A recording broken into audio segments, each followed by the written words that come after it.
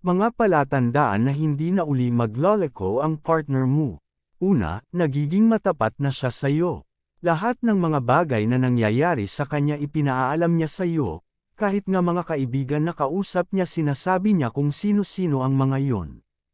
Hindi na rin siya gumagawa ng mga desisyon nang hindi isinasangguni sa iyo.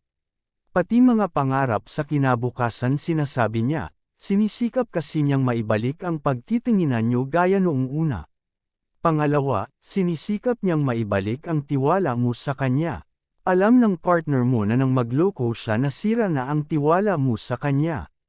Kaya nga ginagawa niya ang lahat para maibalik ang tiwalang yun. At determinado siyang maghintay kahit gaano pa katagal ang bubunuin niya maibalik lang ang tiwala mo. Pangatlo, hindi na niya itinatago ang kanyang cellphone. Kung dati ni hindi mo mahawakan ang cellphone niya ngayon malaya ka nang nakakagamit nito. Inalis na rin niya ang password na nakalagay dito kaya nga nabubuksan mo na ito kung kailan mo gusto, wala na siyang itinatago sa'yo ngayon. Pang-apat, mas maingat na siya. Inilalagay na niya sa ayos ang lahat, kung noon palagi siyang sweet sa kahit sino mang babaeng makausap niya, hindi na ngayon.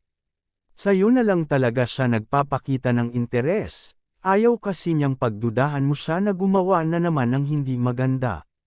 Panglima, seryoso na siya sa pakikipagrelasyon sa iyo. Ipinapakita na niya na nais niya talagang maibalik ang tiwala mo sa kanya. Mas inuuna kanya ngayon at ang mga pangangailangan mo kaysa ano paman. Mas binibigyan na niya ng mas malaking importansya ang relasyon niyo kaysa sa dati. Pang-anim, umiiwas na siya sa mga taong hindi maganda ang impluwensya sa kanya. Kung ang partner mo may mga kaibigan din na nagloloko sa mga partner nila, ganoon din ang gagawin niya.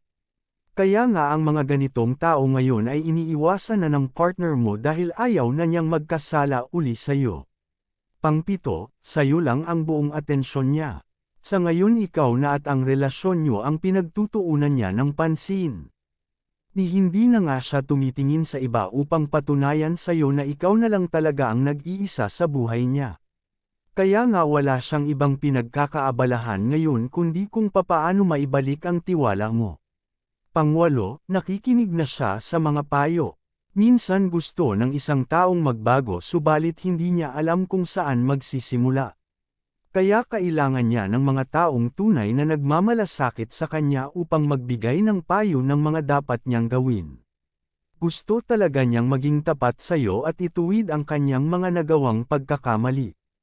Kaya handa siyang makinig sa mga payo ng mga taong malalapit sa inyo na ayaw ding mabuwag ang inyong relasyon. At gusto niyang manatili ang relasyon niyo kaya handa siyang sumunod sa mga payo sa kanya.